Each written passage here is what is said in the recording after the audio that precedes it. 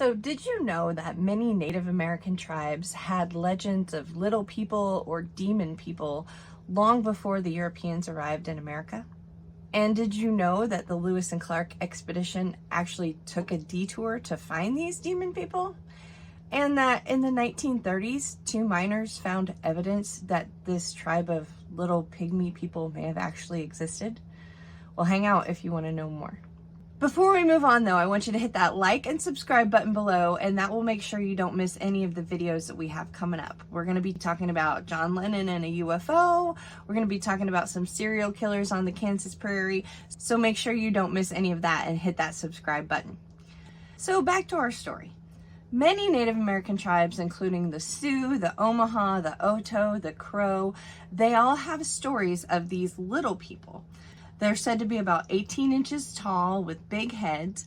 And in some cultures, they're very helpful. Like they'll come do your chores for you when you're asleep if you leave them gifts, you know, kind of like cobblers and elves in European stories. In other stories, they're evil. They shoot poison arrows at you, and they even kill members of their own family. If those members are old or sick, they bash them over the head to kill them. The Sioux, the Omaha, and the Oto believed that a group of these little demon people lived on Spirit Mound, which is a mound near Vermillion, South Dakota. They would not go near it. The Lakota actually had a legend that 350 of their warriors camped there one night, and that the little people killed almost all of them, and the few that survived were crippled for life. Lewis and Clark heard these stories and decided to go see for themselves. So on their famous expedition, they actually took a day and took a detour to hike 4 miles and look at Spirit Mound. It was August 25th, 1804, and apparently the day was just hot as the blazes. They actually sent the dog back to the canoe because their dog was having issues walking in the heat.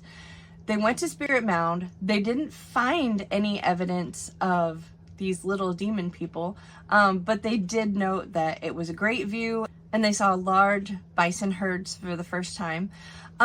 They did notice that the prairie winds were blowing quite hard and pushed a lot of the insects to one side of the mound, and therefore that's where the birds were hunting all of the insects, and they thought that maybe this kind of unusual animal activity had something to do with the legends, but that's all they found. That's where it ended until the 1930s. So in the 1930s, two men, Frank Carr and Cecil Maine, decided to hunt for gold in the mountains around Casper, Wyoming.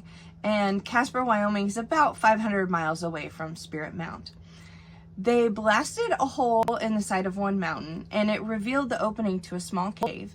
And when they crawled in, they did not find any gold, but they did find a mummy. This mummy is now known as the San Pedro Mountain Mummy. Once this mummy was brought back to Casper, Wyoming, rumors began to fly that this mummy was evidence of the Nimerigars, or the little people of Native legend, because the mummy they found had an oversized head, it was very small, and it was found in a seated position with its arms and its legs crossed. So we do have photographic and x-ray evidence that this mummy was real and it really did exist. But beyond that, the story gets a little muddy. The mummy was sold to various people, given to various institutions for study, and then it disappeared for good in the 1950s. One study that was done did x-rays and things on the mummy and said that they found evidence that the mummy was a 65-year-old man with pointed teeth and remains of meat in its stomach. They said that this person had died from trauma to the head and also had some internal injuries.